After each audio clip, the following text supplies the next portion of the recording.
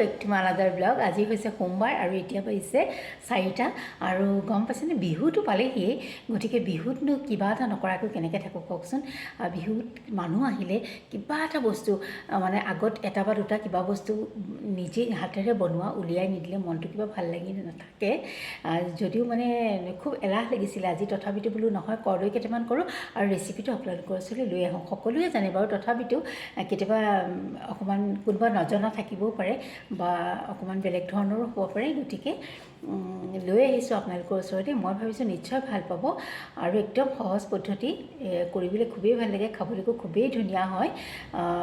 মই কৰি পেলাই থৈ দিলোঁ কেইটামান, মানে এইকেইদিনত খাবলৈ আৰু কেইটামান ধুনীয়াকৈ টেমা এটাত ভৰাই থৈ দিছোঁ বিহুৰ কেইদিনত উলিয়াবলৈ।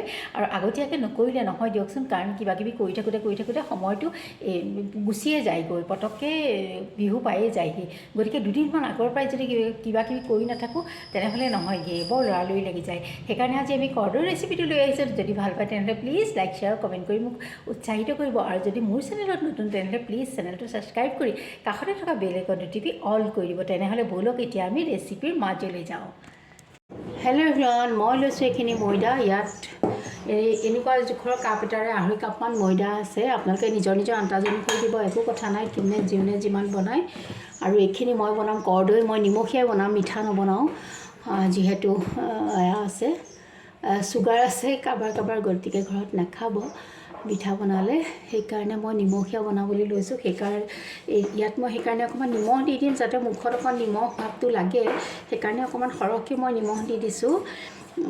নিমখীয়া বনালে অকণমান আটা মৰাতকৈ নিমখটো বেছিকৈ দিব, তেতিয়াহে ভাল লাগে। আৰু এইটো মই ৰিফাইন দি মাৰি ল'ম। কেনেকৈ মাৰিম জানেনে?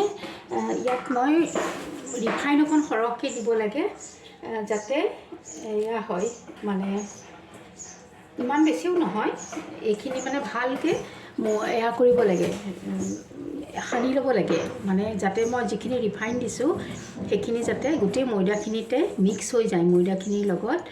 এইখিনি ভাল, এইটোৱেই মানে ইয়াৰ মেইন প্ৰচেছ, মানে চিক্ৰেট যিটো টিপছ সেইটোৱেই। এইখিনি ধুনীয়া হোৱাৰ, এইখিনি খুব ধুনীয়াকৈ মোহাৰিব লাগে, আৰু সেইটোৱেই কথা, যাতে গোটেই ময়দাখিনিৰ লগত ৰিফাইনখিনি ভালকৈ মিক্স হৈ যায়। আৰু এইখিনি মোহাৰোঁতে এনেকুৱা হ'বগৈ লাগিব। আৰু ৰিফাইনটো কিমান জোখত দিব সেইটো চাওক, এনেকৈ মুঠি মাৰোঁতে এইখিনি যে মুঠি খাই গৈছে, এইখিনি পূৰা পাৰফেক্ট হৈছে। ইয়াত আৰু ৰিফাইন দিব নালাগে, এনেকুৱা হৈ যাবগৈ লাগিব।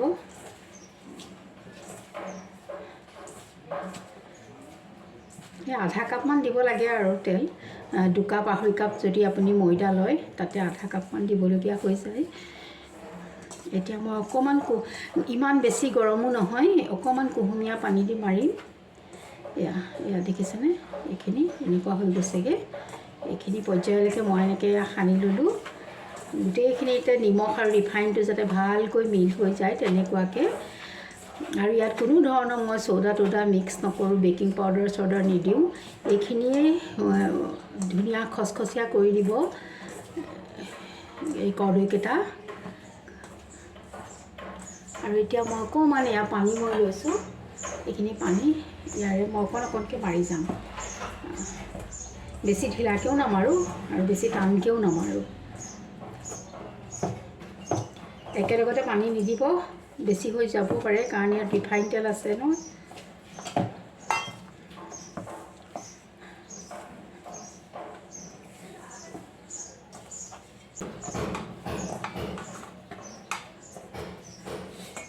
এইখিনি মোৰ মাৰা হৈ গৈছে।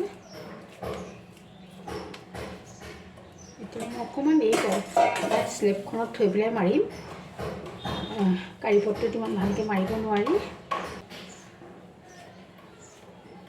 এয়া চাওকচোন, দেখিছেনে, এনেকুৱা ইমানখিনি পৰ্যায়লৈকে মাৰিম। আৰু এইখিনি মই এতিয়া অকণমান সময় ঢাকি পেলাই থৈ দিম। এইখিনি অকণমান সময় মই ঢাকি পেলাই থৈ দিম। আৰু এতিয়া এইখিনি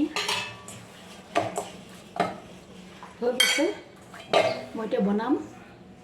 কেনেকৈ বনাওঁ চাই থাকক। ইফালে মই এটা কেৰাহী পাতি থৈ দিছোঁ, গেছটো চিমত থৈছোঁ আৰু মই কেইখনমান এয়া কৰি লওঁ, কাটি লওঁ কৰ্দৈ। সেই সময়খিনিত এইটো গৰম হৈ থাকিব। প্ৰথমতে মই কেইটামান লৈ লৈছোঁ, 10টামান লাডু লৈ লৈছোঁ। প্ৰথমতে মই এইকেইটা বেলি লওঁ, লুচি খোলৰ নিচিনাকৈ বেলি ল'ব লাগিব।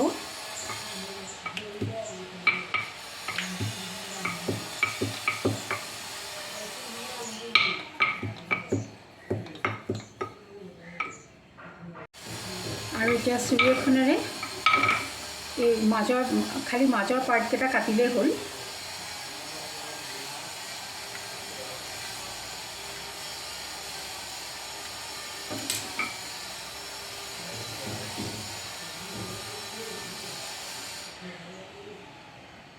এতিয়া এনেকৈ ল'লোঁ আৰু এইটো এনেকৈ দিলেও এইটো এনেকৈও দিব পাৰে, তেতিয়া এনেকুৱা এটা শ্বেপ লয়।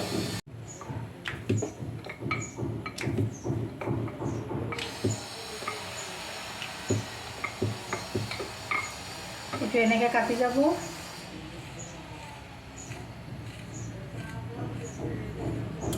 আৰু বাছ সেইটো হ'ল। আৰু কোমোৰাডাল ছিঙিলে এৰুৱাই দিব, তাক কথা নাই। আৰু এইটো লৈ এটা পাক দি দিব, ই ধুনীয়াকৈ ৰৈ যায়। আৰু ইফালে মই কেৰাহীত তেল দি দিছোঁ, অলপ গৰম হ'লে ভাজি যাম। এফালে মই কাটি যাম আৰু এফালে ভাজি যাম।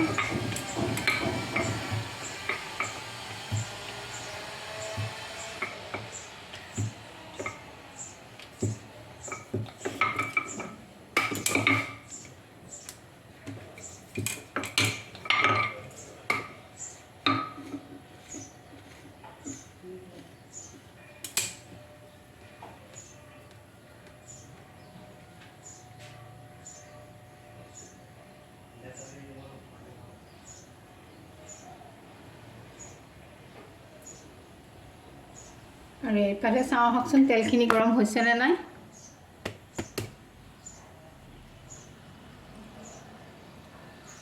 তেলখিনি গৰম হৈছে, এতিয়া মই দি যাম এটা এটাকৈ। এয়া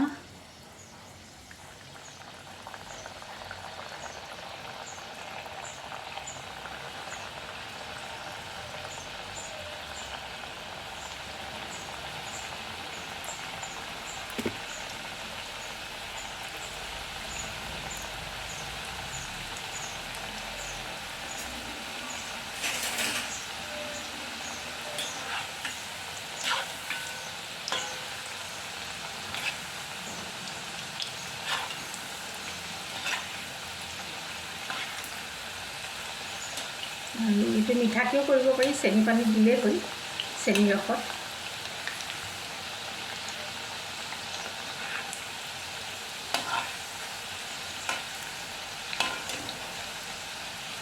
গেছৰ ফ্লেমটো অকণমান কমাই থৈছোঁ, বেছি হৈ আছিলে। কম জুইত ভাজিলে এইবিলাক বস্তু বেছি ধুনীয়া হয়, সময় লাগিলেও। আৰু এইখিনি ভাজা যাই মানে মই আকৌ কেইখনমান বেলি থাকিম।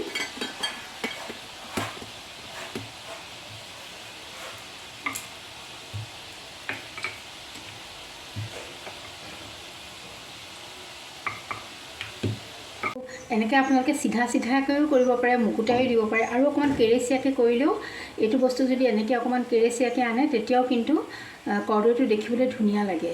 এই দেখিছেনে, এইটো কেৰেচীয়াকৈ আনিলেও এইটো চিম্পল একদম।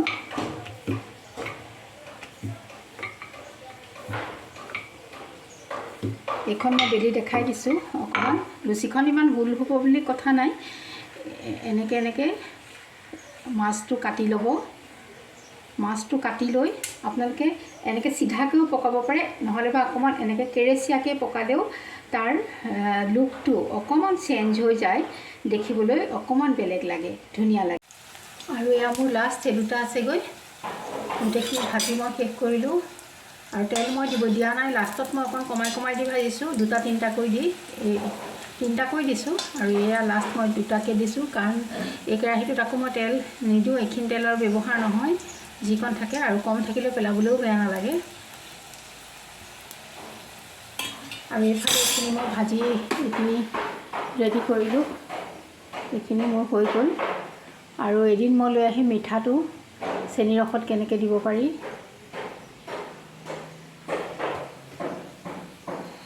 এয়া গোটেইখিনি ভাজিলোঁ, এইখিনি হৈ গ'ল।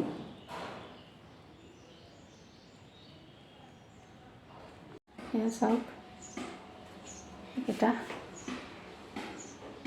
খাবলৈ কিন্তু খুবেই ভাল লাগে। এটা মই হাতত লৈ দেখাইছোঁ, কাৰণ চব একেলগে থাকিলে দেখাত কিবা মানে ধৰিব নোৱাৰি। এইকেইটা